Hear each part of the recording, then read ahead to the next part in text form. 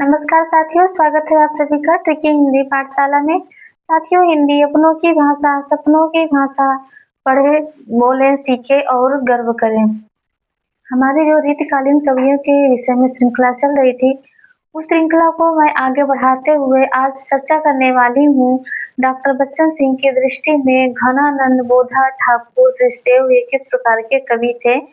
सबसे पहले तो मैं बता दूं, घनानंद बोधा ठाकुर आलम दृष्टदेव ये जो है वो रीति काल के रीति मुक्त काव्य धारा के कवि माने जाते हैं। जैसा कि हम सब जानते हैं कि रीतिकालीन जो 3 धाराओं में बटा हुआ था, रीतिबद्ध, रीति मुक्त, रीति सिद्ध और रीति मुक्त। तो जो रीति मुक्त काव्य धारा है उसे ही स्वच्छंद काव्य धारा भी कहा जाता है।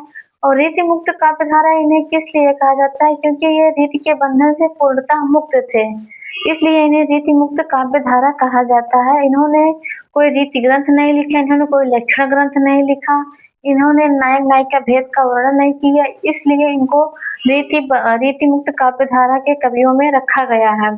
रीति मुक्त काव्य धारा के जो सर्वश्रेष्ठ कवि हैं वो हैं घनानंद। घनानंद मोहम्मद शाह रंगीले के दरबार में एक नर्तकी होती है सुजान, उनसे प्रेम करते हैं और उनसे बाद में वो जाने के लिए कहते हैं, तो वो जाती नहीं है। उसी के वियोग में वो उन्होंने कविताएं लिखी हैं। इसीलिए कहा जाता है कि घनानंद जो है वो प्रेम में वियोग के कवि हैं। और डॉक्टर बच्चन सिंह का क्या कहना है वो आइए यहाँ पे देखते हैं। बच्चन सिंह कहते हैं कि घन आनंद मुक्त रीति काव्य धारा के सर्वश्रेष्ठ है।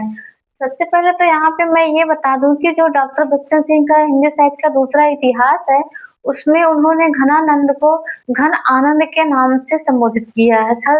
जैसे हम लोग पढ़ते हैं घनानंद, तो उनके जो इतिहास ग्रंथ है उसमें घन आनंद है। और रीति मुक्त हम लोग बोलते हैं तो उनके इतिहास में मुक्त रीति है, इसलिए यहाँ पे मैं घन आनंद और मुक्त रीति लिख रही हूँ, घन आनंद और मुक्त रीति।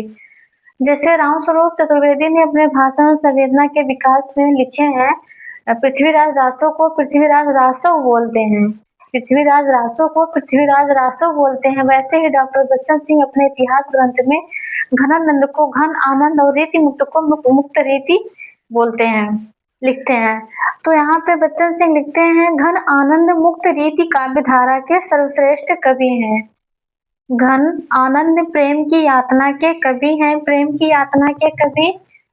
जैसा कि अभी मैं बताई हूँ कि ये मोहम्मद शाह रंगीले के दरबार में रहते थे और उसपे एक नर्तकी रहती थी सुजान, वो जो वेश्या होती है उसी से वो प्रेम करते थे और उसी के मतलब वियोग में वो लिखते हैं अपनी रचनाएं, कविता। तो उसी के बारे में यहाँ पे लिखे हैं, घन आनंद प्रेम की यातना के कवि हैं। वस्तुतः घन आनंद वियोग के मूर्तिमान कवि हैं, वस्तुतः घन आनंद वियोग के मूर्तिमान कवि हैं। उसके बाद वो लिखते हैं ठाकुर के ऊपर कि ठाकुर किस प्रकार के कवि थे। देखिए, हिंदी साहित्य के इतिहास में 3 ठाकुर का वर्णन किया गया है, 2 असली वाले ठाकुर और एक बुंदेलखंडी ठाकुर। तो जो बुंदेलखंडी ठाकुर है वो मुक्त रीति काव्य धारा या स्वच्छंद काव्य धारा के कवि हैं। तो उन्हीं के बारे में बच्चन सिंह क्या लिख रहे हैं, बुंदेलखंडी ठाकुर मुक्त रीति धारा के स्वच्छंद कवि थे। ठाकुर कलम ही नहीं भांजते थे, तलवार भी भांजते थे। ठाकुर उमंगी और महामौजियों के महाराज थे।